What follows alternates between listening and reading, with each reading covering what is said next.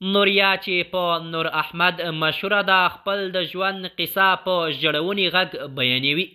نوریا هغه افغان بېوسه او بېکسه او خو باهمته نجلۍ چې په 9 کلنۍ کې پلار وفات کیږي، نو دې ته مجبوره کیږي چې د هلکانو جامې واغوندي او د کور دروند بار یا سرپرستي ور پر غاړه کیږي. نوریا هغه بېوسه او بېکسه نجلۍ چې په غور ولایت په یو کفي شاپ کې کار کو، وروسته بیا د طالبانو لخوا نیول کیږي، عکسونه او ویډیوګانې ترې اخیستل کیږي او بیا په سوشل میډیا خپریږي.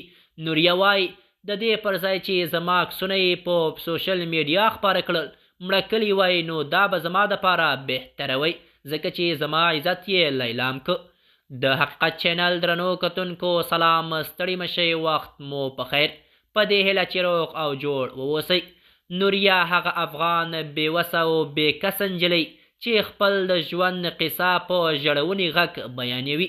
نوریا چې پلار یې پر 9 کلنۍ وفات شو، نو دې ته اړ شوه چې د هلکانو جامې واغوندي او د کور سرپرستي پر غاړه واخلي.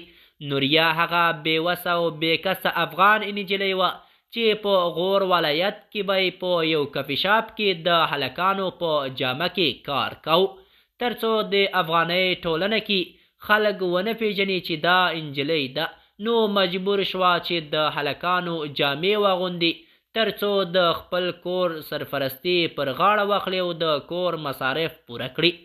نوریا چې د دې پر ځای چې په کفي شاپ کې وی، باید په ښوونځي کې وی، باید قلم او کتابچه یې پر لاس وی او خپل درسونه یې ویلي، خو له بده مرغه چې د ژوند ناخوالو دې ته پرې نه ښودله چې د کفي شاپ پر ځای په مکتب کې وی، نو مجبور شوه چې د هلکانو جامې واغوندي او کار وکړي.